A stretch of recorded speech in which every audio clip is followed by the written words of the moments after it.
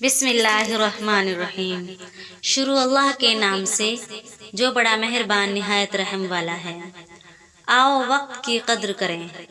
حضرت مولانا احمد لاہوری رحمۃ اللہ علیہ اپنے درس قرآن میں ایک عجیب واقعہ سنایا کرتے تھے۔ فرماتے تھے کہ میں بازار جا رہا تھا، مجھے ایک بزرگ نظر آئے۔ ان کے چہرے کی نورانیت بتاتی تھی کہ یہ کوئی صاحب نسبت آدمی ہے۔ میں نے قریب ہو کر سلام کیا۔ انہوں نے مجھ سے پوچھا، احمد علی انسان کہاں رہتے ہیں؟ فرماتے ہیں، میں نے ارد گرد دیکھا، بازار بندوں سے بھرا ہوا ہے۔ میں نے کہا، حضرت یہ سب انسان ہی تو ہیں۔ یہ بات سن کر انہوں نے عجیب سے انداز میں ایک نگاہ دوڑائی اور کہنے لگے، یہ سب انسان ہیں۔ ان کے کہنے میں کوئی تاثیر ایسی تھی کہ مجھ پر ایسی کیفیت ہوئی کہ مجھے بازار کتے، بلی اور جانوروں سے بھرا نظر آیا۔ ان میں کوئی خدا کا بندہ تھا۔ جب میری یہ کیفیت ختم ہوئی، وہ بزرگ چلے گئے تھے۔ اللہ تو سب کا ایک، اللہ کا کوئی ایک، ہزاروں میں نہ ملے گا، لاکھوں میں تو دیکھ۔ تو سچی بات تو یہی ہے کہ 100% شریعت پر عمل کرنے والے آج کے دور میں بہت تھوڑے لوگ ہیں۔ دائیں بائیں، آگے پیچھے، جدھر بھی دیکھو بس خواہشات کی دنیا ہے۔ جسم بوڑھے ہو رہے ہیں، آرزوئیں جوان ہو رہی ہے۔ آج کل کی عدالتیں انسانوں سے بھری ہوئی ہیں۔ یہ اس بات کی دلیل ہے کہ دلوں میں عداوتیں بھری ہوئی ہیں۔ جب دشمنیاں دلوں میں بھرتی ہیں تب عدالتیں انسانوں سے بھرتی ہیں۔ ایسے وقت میں اللہ رب العزت کی یاد کے لیے وقت فارغ کر لینا، یہ اللہ رب العزت کی بڑی مہربانی ہے، اور اسی میں سکون ہے اور اسی میں دل کا علاج ہے۔ مقصود یہ ہے کہ ہم دو رنگی کو چھوڑیں اور ایک رنگی زندگی کو اختیار کریں۔ یہ جو ایک چہرے پر ہم دو چہرے سجا لیتے ہیں، یہ اللہ تعالیٰ کو بہت ناپسندیدہ ہے۔ اس لیے اللہ تعالیٰ نے قرآن مجید میں فرمایا، اے ایمان والو، اللہ اور اس کے رسول پر ایمان لے آؤ۔ اب غور کرنے کی بات ہے، یہ کافروں کو تو نہیں کہہ رہے کہ اے ایمان والو، مشرکوں کو بھی نہیں کہہ رہے، منافقوں کو بھی نہیں کہہ رہے، کن کو کہہ رہے ہیں؟ اے ایمان والو۔ اور حکم کس بات کا دے رہے ہیں؟ اللہ اور اس کے رسول پر ایمان لے آؤ۔ کیا مقصد؟ اے زبان سے اقرار کرنے والو، اپنے دل سے بھی اس کی تصدیق کر دو۔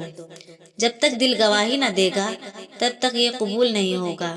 یاد رکھیں، باہر مسجد بنانا آسان، اندر مسجد بنانا بڑا مشکل کام۔ یہ دل بھی تو مسجد ہے نا۔ حدیث پاک میں فرمایا گیا، نبی علیہ السلام نے ارشاد فرمایا، نہ میں زمینوں میں سماتا ہوں نہ آسمانوں میں سماتا ہوں، میں مومن بندے کے دل میں سماتا ہوں۔ تو یہ ہمارا دل بھی اللہ تعالیٰ کا گھر ہے۔ قلب عبداللہ، عرش اللہ ہے، یہ اللہ کا کوٹھا ہے۔ تو پھر اس گھر کو بھی تو صاف رکھنا چاہیے نا۔ جو مٹی گارے کا بنا ہوا گھر روز 1 گھنٹہ صفائی کرنے کے لیے لگا دیتے ہیں، اور جس گھر کے بارے میں اللہ نے خود کہا، اس میں میں ہوتا ہوں، اس کی صفائی کے لیے ہمیں فرصت ہی نہیں ملتی۔ یہ جس ہمیں مستعار ملا ہے، ادھار کا مال ہے، یہ ہماری ملکیت نہیں ہے، یہ اس پیدا کرنے والے کی ملک ہے۔ مالک وہ ہے، ہمیں جو کچھ دے کر استعمال کے لیے پروردگار نے عطا فرما دیا، اور جو ادھار کے مال پر فریفتہ ہوتا پھرے اسی کو پاگل اور دیوانہ کہتے ہیں کہ ادھار کے مال پر فریفتہ ہوا پھر رہا ہے۔ ہم اس جسم کو نیکی کے کاموں میں جس طرح استعمال کرتے ہیں اتنا کر لیں۔ تو دستور یہی ہے کہ اگر گھر میں استری خراب ہو جائے اور ہم بھائی کے گھر سے منگائے کہ جی ہمیں دفتر جانا ہے، تو بیوی ایک جوڑا استری نہیں کرتی، وہ اپنے بھی کر لیتی ہے، بچوں کی بھی کر لیتی ہے، 2-4 دن کے کر لیتی ہے۔ اپنی استری آنے میں ٹائم لگ جائے گا تو ادھار لیا ہے، بار بار مانگی بھی نہیں جاتی۔ اب تھوڑی دیر میں جتنا کام نکال سکتے ہیں نکال لو۔ جس طرح ادھار کی چیز پر تھوڑی دیر میں زیادہ سے زیادہ لوگ کام نکالتے ہیں، ہمیں بھی چاہیے کہ یہ جسم ادھار کا مال ہے، تھوڑے وقت میں اس سے زیادہ اللہ کی عبادت کر لو۔ پچھلے سال آپ نے جو عبادت کی، آج آپ کو اس کی تکلیفیں یاد نہیں ہیں، تھکاوٹ یاد نہیں ہے، مگر نامہ اعمال میں اس کا اجر موجود ہے۔ تو عبادتوں کی تھکاوٹیں تو اتر جاتی ہیں، مگر اجر نامہ اعمال میں موجود ہوا کرتے ہیں۔ اس لیے ہمیں اس جسم کو خوب تھکانا چاہیے۔ مومن کو چاہیے کہ نیکی کر کر کے تھکے اور تھک تھک کر نیکی کرے۔ ہمارے اکابر اتنی عبادت کرتے تھے کہ جب رات کو بستر پر سونے کے لیے جاتے ایسے پاؤں کو اٹھاتے تھے جیسے تھکا ہوا اونٹ پاؤں گھسیٹ کر چلا کرتا ہے۔ انسانی وجود چکی کے مانند ہے۔ چکی میں گندم پیس لیں تو آپ نے فائدہ اٹھا لیا، اور خالی چلتی رہے گی تو نقصان دہ۔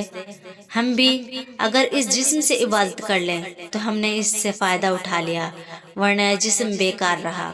بعض بزرگوں نے کہا کہ انسانی جسم برف کے مانند ہے۔ برف کو آپ پانی میں ڈال کر ٹھنڈا کر لیں تو برف سے فائدہ اٹھا لیا۔ اگر ایسا نہیں کریں گے تو برف نے تو پگھلنا ہی ہے۔ جو دن آج ہماری زندگی میں غروب ہوا یہ لوٹ کر دوبارہ طلوع نہیں ہو سکتا۔ یہ دن گزر گیا، اب جو دن باقی ہیں وہ گزریں گے اور بالآخر زندگی گزر جائے گی۔ انسان یہی سوچتا رہتا ہے۔ جب پوچھتے ہیں نا ایک دوسرے سے، سناؤ جی کیا حال ہے، وقت اچھا گزر رہا ہے، ہم یہی کہتے ہیں کہ وقت اچھا گزر رہا ہے، اور موت کے وقت پتہ چلے گا کہ وقت نے تو کیا گزرنا تھا، میں خود ہی گزر گیا۔